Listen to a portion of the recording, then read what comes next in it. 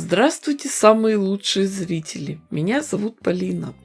Каждый раз убеждаюсь, что все гениальное просто. Подготовила ленточки 6 разных цветов в синей и коричневой гамме. Ширина этих полосок 6 сантиметров, а длина сколько получится. А сейчас надо все эти полоски сшить между собой в одно большое полотно. Будем собирать по 6 полосок разного цвета в нужной нам последовательности, то есть произвольной. Когда шьем, то нитки берем нейтральные, серые. Длину стежка делаем маленькой, около 3 мм. Полоски сшиваем длинными сторонами вместе, сразу все детали, гирляндой. Нитки не обрываем. В конце и в начале каждой детали обязательно делаем закрепки.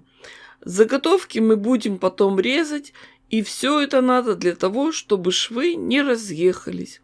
Шов прокладываем на ширину лапки. А теперь очень ответственный этап – работа с утюгом. Это натуральный хлопок. И если мы сейчас не проутюжим швы, потом к ним будет практически не подобраться. Обратите внимание, швы мы разутюживаем на 2 стороны. Дело в том, что потом мы будем резать эти детали, и лучше, если припуски на швы будут направлены в разные стороны. А теперь соединим вместе заготовки из 3 полосок, чтобы получилось полотно из 6 полосок. Ширина моей заготовки 28,5 сантиметров. Отмеряем такую же длину и режем квадраты.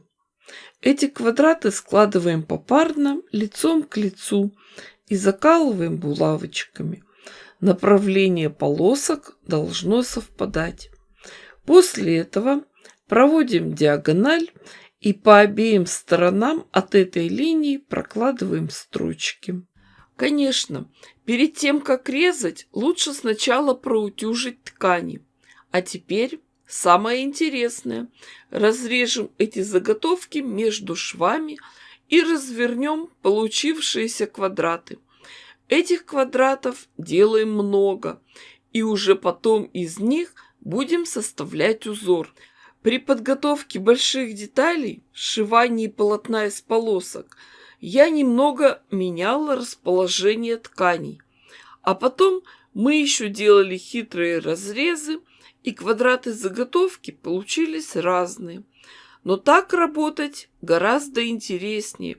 Можно достичь оригинальных оптических иллюзий. После того, как отшили все блоки, их надо обязательно подровнять, отрезать выступающие уголки. И уже потом можно приступать к раскладке. Начало положено, первый квадрат на месте. Теперь рядом с ним укладываем продолжение. Подбираем блоки с таким же расположением полосок. А дальше уже начинаем выстраивать оптические иллюзии. Следующий блок будет с другим расположением полосок. Все квадратики нашли свое место в этом полотне.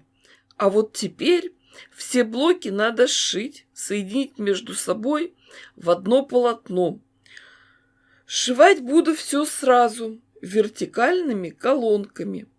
Сначала соединим вместе детали первой и второй колонки.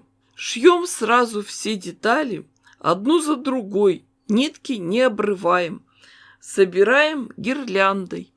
В начале и в конце каждой детали обязательно делаем закрепки.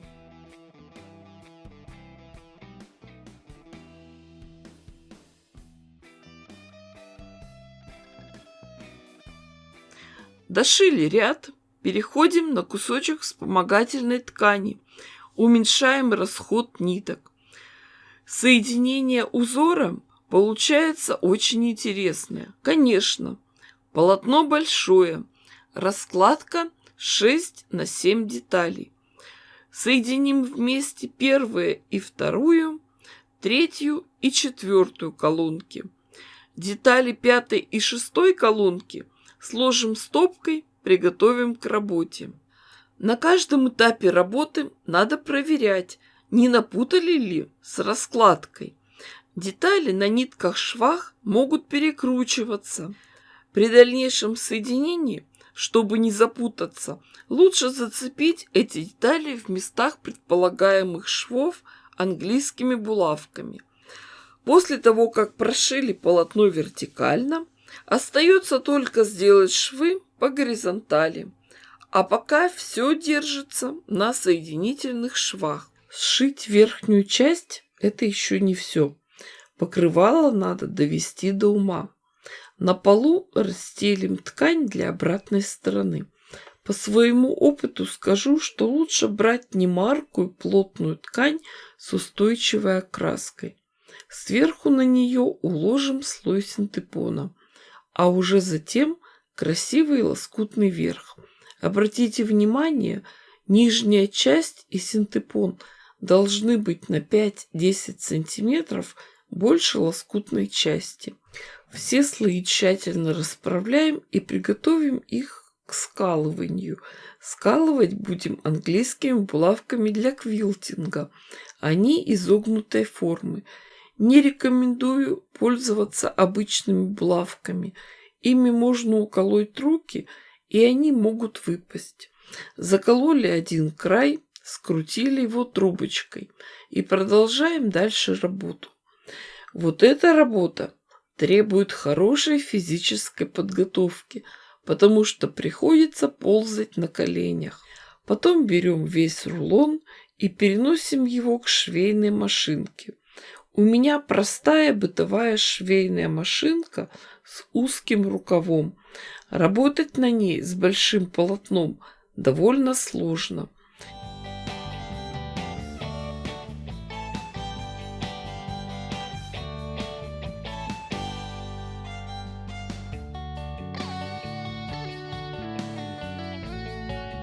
Стежку будем делать самую простую, в шов. Для начала прошьем основные крупные детали.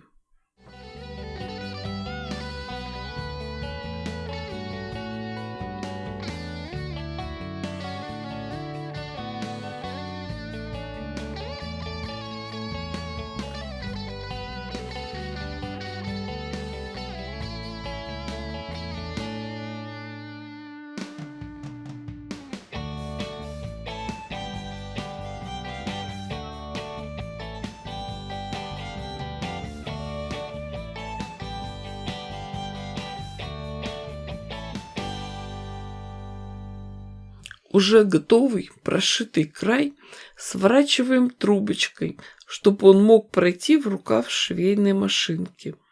Швы стежки начинаем всегда с одной стороны. Такой вариант, как дошли до конца, развернули полотно, начали шить в обратном направлении, такой вариант не проходит. Изделие тогда получится с перекосом. Сами видите, как приходится работать.